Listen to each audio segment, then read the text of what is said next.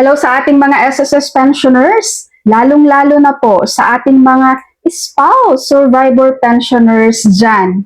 Nako po, September 1, 2025 pa lang guys, ang dami ko nang nare-receive na mga comments, nagko-complain. Ma'am, sabi niyo pwede nang mag-loan ang mga survivor spouse pensioner ngayong September. Pumunta ako ng SSS, wala naman daw po. Kayo talaga, bakit sugod kayo ng sugod sa SSS guys? Marami ba kayong perang pamasahe nyo? Hindi nyo muna kinukonfirm kung matutuloy yan. Samantala, meron naman ditong ibang survivor spouse pensioner na nagtatanong muna. No, ang dami kong nare-receive, ma'am. Tuloy po ba yung survivor loan ngayong September? Kapag nanonood kayo ng video guys, intindihin nyo kasi. Tapusin ang video at intindihin ng maayos, no? Ang dami kasi ditong nanonood ng basta lang magbasa ng text, pero hindi pinapakinggan kung ano ang sinasabi. Okay, so ulitin ko guys ha, yung nakikita nyo ngayon sa screen, website ito mismo ni SSS.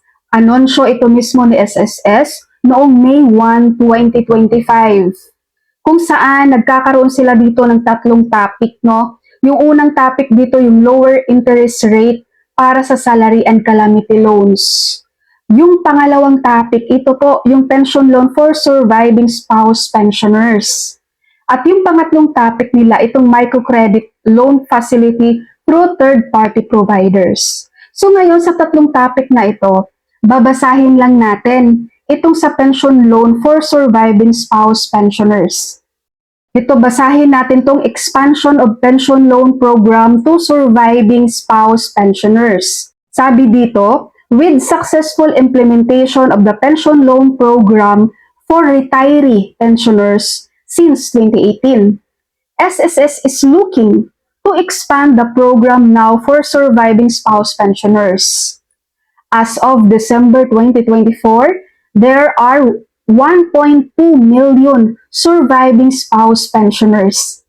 Ibig pong sabihin, ang sabi ni SSS, sa matagumpay na pagpapatupad ng pension loan program sa mga retiree pensioners mula noong 2018, hinahanap ng SSS na palawakin ang programa ngayon para sa mga surviving spouse pensioners. Dahil as of December 2024, mayroon na pong 1.2 million na mga surviving spouse pensioners. At sabi pa dito, we acknowledge the need of other pensioners for access to a dependable loan facility. So we are expanding the PLP or Pension Loan Program to surviving spouse pensioners. Ito yung sabi ni Declaro, the maximum loanable amount shall be 150,000 pesos. I-translate natin sa Tagalog para maintindihan niyo po, maintindihan ng lahat.